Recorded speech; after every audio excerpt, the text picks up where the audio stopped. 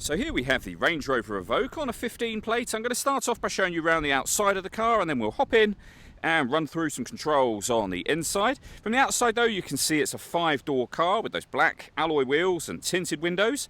We're going to start off inside the boot and work our way around the rest of the car from there. As we approach the back of the car, you can see we have reversing sensors, plenty of boot space as well, along with that 60/40 split folding rear seat should you wish to increase this space even further. And this car's got this vinyl rubber boot liner as well, which would have been an additional extra from new.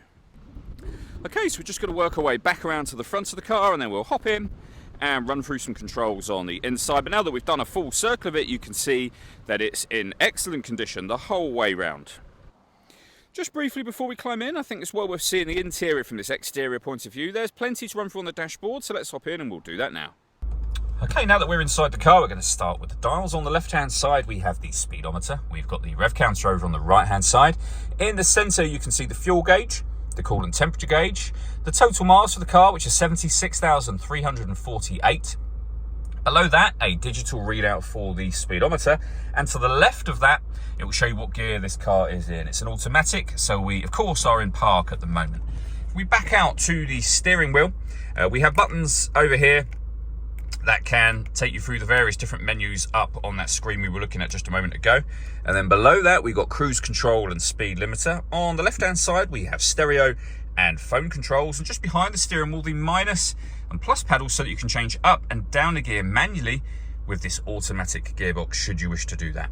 And then over in the center, you'll find the main touchscreen for the car. So you are able to access your audio menu from here.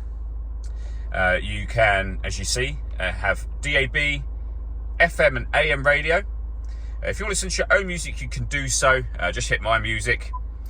There's various options in this car, ranging from a CD player to Bluetooth audio, for example.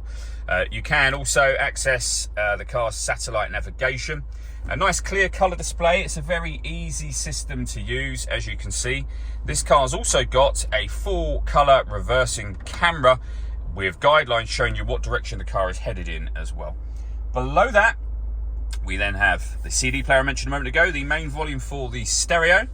We have dual zone climate control for the car, so you can adjust the driver and passenger temperatures. You can increase and decrease the fan speed. You can determine what direction you'd like the air to be distributed in. The air conditioning's on at the minute, so that's off, back on again, or hit auto. The car will now maintain the temperatures that you've asked for by taking full control of the fan speed for you. You can override that manually. You'll see auto has now gone off. We've also got a heated rear screen, a heated front screen, heated driver's seat and passenger seat. The seats both have 3 separate heat settings each. Below that, we can put the car in eco mode, downhill brake control if you're going to take the car off road. We can turn the traction control on and off. We have the dial that is essentially the gear lever, so you've got reverse, neutral, drive and sport all available on there, and the electronic handbrake for the car as well. And then lastly, these buttons so you can change the driving setup of the vehicle. You can put it into various different modes, and I'll show you up on here as we cycle through those, depending on, of course, the road conditions. But the majority of the time, you'd probably be over here with those systems turned off just for general use. All that leaves me to say is thank you for taking the time to watch this video. If you'd like to come and see the car for yourself and have a test drive, please feel free to give us a call here at West Horsley Motors. We'd love to hear from you soon.